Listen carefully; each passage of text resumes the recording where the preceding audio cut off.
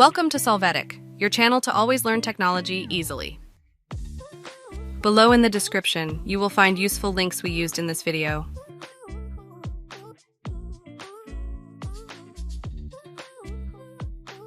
Today in Solvetic, we will see how to fix slide number PowerPoint not showing. Open your PowerPoint presentation. There you will see the slides.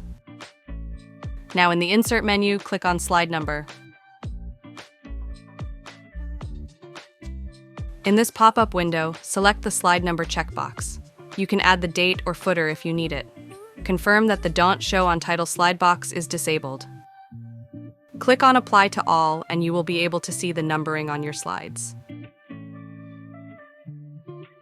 If you add a new slide, you will see that the numbering will continue.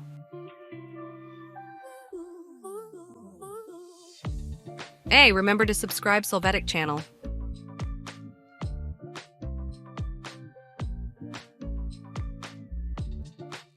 We hope it has been helpful for you.